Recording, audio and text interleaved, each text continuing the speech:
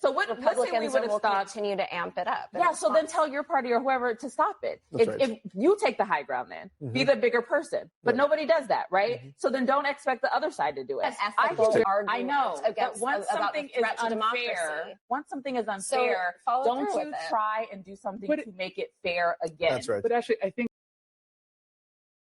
Here's the thing about politics. People love the rules right up until those rules stop working in their favor. Welcome back to Pillarism. Today, we're breaking down a tense exchange on Abby Phillips' panel, where Ashley Allison goes head-to-head with Lauren Wright over gerrymandering voting rights and whether Democrats are justified in fighting back. This isn't just a policy disagreement. It's a direct clash over fairness, power, and how elections are shaped in the U.S. If you're here for sharp, fact-driven political analysis, make sure you like and subscribe. Let's get into it. Breaking tonight, Virginians just voted to redraw its congressional map, a result that could play a major role in Democrats' efforts to flip the House in November. Right now, Democrats hold 6 of the state's 11 seats in Congress. But in this new map, Kamala Harris earned more 2024 votes than President Trump in 10 of the newly drawn districts. It was a narrow result, but a victory nonetheless. And I don't know, I think it feels like a new frontier now. Both sides have now said brazen partisan redistricting is on the table. That's where we're headed. And it sounds like the voters are like doing it, but they're not happy about it. Yeah, I take to your point, Abby. I think that most people probably thought that the margin was going to be a lot larger in this because of how activated Democrats and Republicans have been on this redistricting thing. I don't like gerrymandering, point blank, period. But I also don't like one side playing by the rules and one side not. And so, like, at that point, those aren't rules. Those are just like someone's cheating. So I do understand why Democrats are doing it. Do I think it is healthy in the long term for our country? No.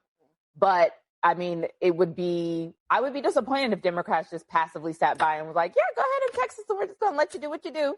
Like, what is that, you know? But I have to ask, like, Democrats have passively sat by as Republicans gerrymandered? Well, it's not that they actively sat by. They used to say this is a threat to democracy. You don't get to choose your voters. It should be the other way around. I mean, Obama gave very compelling remarks on these things. And so was that a lie? No. Or... Okay, no, but so it's okay to threaten democracy and destabilize. Fact patterns changed, and what this fact pattern did was that Donald Trump called and said, "I'm trying to win this next election because we think we're going." I don't buy that at all. Yes. He literally to attribute a higher morality to either of the political. I'm not saying one is higher morality. I'm saying that like the fact pattern has changed in this point, and it's not the same backdrop when Obama gave the speech. Texas went first. Is that your? It was Texas and yeah, I'm saying like that's politics. Like, don't be mad if you got beat on it. Exactly. I mean, like, but Geraldo, are you saying that you don't think that Trump starting this is a good enough rationale for Democrats to finish it? I do not think so. I think that gerrymandering is a cancer on politics. I don't understand how it made it into the Constitution. I read about that or the Supreme Court. I think that if you can manipulate the borders of a vote just to get a vote, and it deprives the people who don't get the vote of their constitutional rights, I think it's really obscene. It's as if you were playing in a baseball game and one side starts with 3 extra runs. It's just. Yeah, and I agree. I mean, I think we should honestly, bust the chops of all of the people. Most Americans would totally agree with that. But let me just play. I mean, this is to what Ashley was talking about. This is Trump talking about what started this mid-decade redistricting effort back in July of 2025. On Texas, how many more seats do you want the Republicans to draw? 5. And then what if California, New York, Illinois, and other blue states? Yeah, well, that's okay too, but 5. I think we get 5. And there could be some other states. We're going to get another 3 or 4 or 5 in addition. Texas would be the biggest one, and so that'll be 5. Are you calling them for a complete redrawing of the congressional map ahead of next year? Just a very simple redrawing. We pick up 5 seats. He actually said that, and you might have missed it. He said, he was asked if California and other states did it. He said, that's okay too. Maybe he didn't believe that they would do it.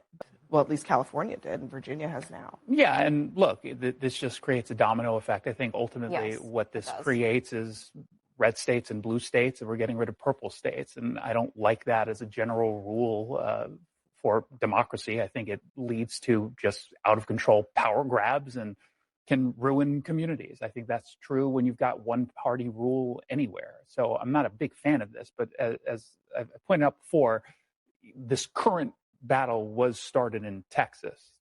Trump did not start this battle, though, of redistricting in general. There's been no conversation specifically about Illinois, about Maryland, which have been redrawn to unrecognizable maps. It's unnatural, and there's going to be a push. Gerrymandering. No, he did not.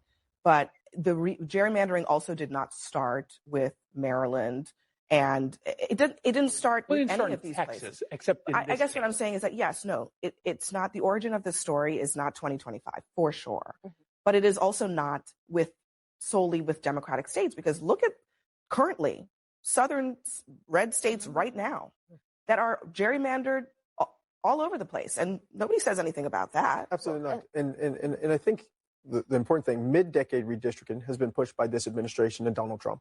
The responses that we have gotten from Democratic states really has put us back to roughly where we were. But what we have to realize is the attacks on voting rights is not new. The Supreme Court right now is hearing a case to potentially gut Section 2 of the Voting Rights Act. 10 years ago, it was previously gutted by the Supreme Court even further. We have seen Republican efforts, and I represent in a state that has continued to take away people's access to the ballot box. And so the attempt to redraw the districts, mid-decade redistricting by the Republican Party and by this administration is, again, an attempt to silence the voices of communities that are already facing a lot of oppression. But you don't think that such a complicated ballot measure is confusing to people? I mean, that's the highest bar to voting. People find these decision-making processes much, much more difficult than getting to the ballot. That's what the research shows.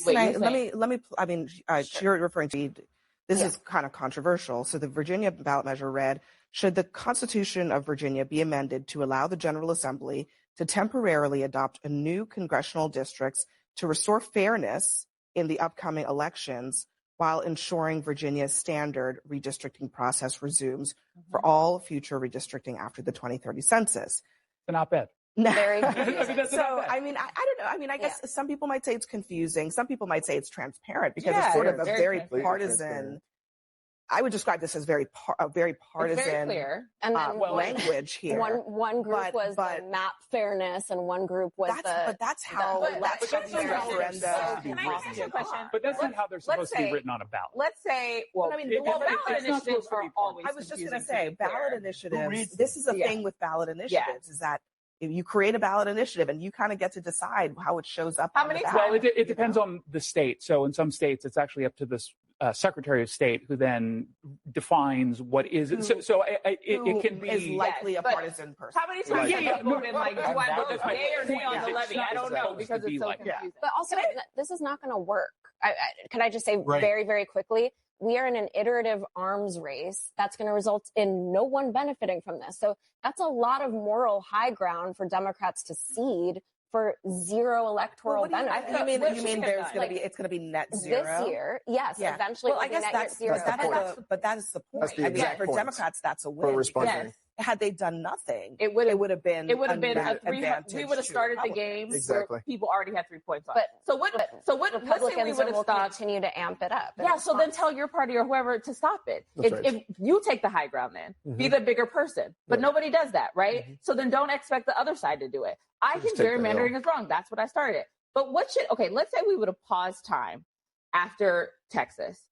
Would you have advocated and told Donald Trump and done everything to get your party to stop that? Yes, because I'm not part of a party. Okay. And if absolutely. I was not a fan of what happened. But if they did not stop it, do you realize how that was unfair and rigging the system against Democrats? Yes, I think it's terrible. So what I'm saying, Democrats are the ones that made the ethical argument. I know. Against once something is unfair, don't you try and do something to make it fair again? That's right. But actually, I think, or do you just live with a tactic that people call Jim Crow 2.0 and the end of democracy and the end of voting? I'm not sure that you can really describe the Virginia map as fair again. Even. Okay, It's clearly not. But it's not even. It's not even. One Republican. It has zeroed, perhaps zeroed out the ledger at a national level. Yeah. But in fact, what's happening is that you have unfairness in Texas, and then you have unfairness in Virginia. Yeah. And the voters are the losers. I guess I'm just I'm saying I just don't think it was worth it. I don't think it was worth it. I think it is worth it if people feel like this administration and this Congress and this Senate do not represent them, and it is run by Republicans. And what was happening in Texas was going to enable it to continue to be run by Republicans. That's right. I think the way you can make it even is say, don't do it. And if you do it, we're going to do it to make it even again. Right. What makes this exchange so revealing is not just the disagreement, it's the contradiction at the heart of it. On one side, you have Lauren Wright arguing that gerrymandering is fundamentally wrong and corrosive to democracy. And on that narrow point, she's not wrong. Gerrymandering does distort representation. It does allow politicians to shape electorates instead of the other way around. That's been a long-standing critique across the political spectrum. But here's where the argument starts to break down. Because when Ashley Allison pushes back, she introduces something critical: context. Specifically, the context of escalation. Who is doing it, when, and why? And more importantly, what happens when one side engages in a tactic consistently while the other side is expected to unilaterally disarm? That's not neutrality, that's asymmetry. And in politics, asymmetry doesn't produce fairness, it produces imbalance. This is the core tension you're seeing play out on Abby Phillips' panel. Wright is making a principled argument about what politics should look like. Allison is making a strategic argument about what politics actually is, and those two things are not the same. Because in the real world of electoral politics, rules are only meaningful if they're applied consistently. If one party aggressively redraws districts to maximize power, and the other refuses to respond on principle, the result isn't moral clarity. It's a structural disadvantage. That's the point Allison is driving home. Her analogy is simple but effective. If someone changes the rules of the game mid-play to benefit themselves, refusing to respond doesn't preserve fairness. It guarantees loss. And in a democratic system, that loss isn't abstract. It affects representation, policy outcomes, and whose voices are actually heard in government. Now zoom out. This isn't just about gerrymandering. It's about a broader pattern in modern politics, one where norms are tested, stretched, and sometimes broken, while the expectation of restraint is unevenly distributed. And when that happens, debates like this become less about whether something is ideal and more about whether it's survivable. There's also a critical distinction raised in the clip: process. The discussion points out that in some cases, like Virginia, voters themselves approved changes through a ballot measure, while in others, like Texas, decisions were driven directly by political leadership. That difference matters. It speaks to whether power is being exercised through public consent or partisan maneuvering.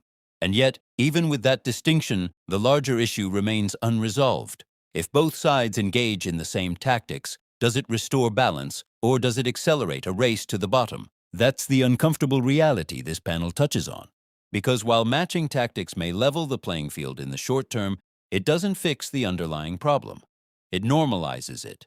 And over time, that normalization can erode trust in the system itself. So the real question isn't just who started it, it's what kind of system are we willing to accept going forward? That's where this conversation leaves us. Not with a clean resolution, but with a clearer understanding of the stakes. Because democracy isn't just about winning elections, it's about how those elections are structured, how power is distributed, and whether the system remains accountable to the people it's supposed to represent. If you want analysis that goes beyond surface-level debates and actually breaks down what these moments mean for democracy, make sure you subscribe to Pillarism, like the video, and share it with someone who wants clarity over talking points.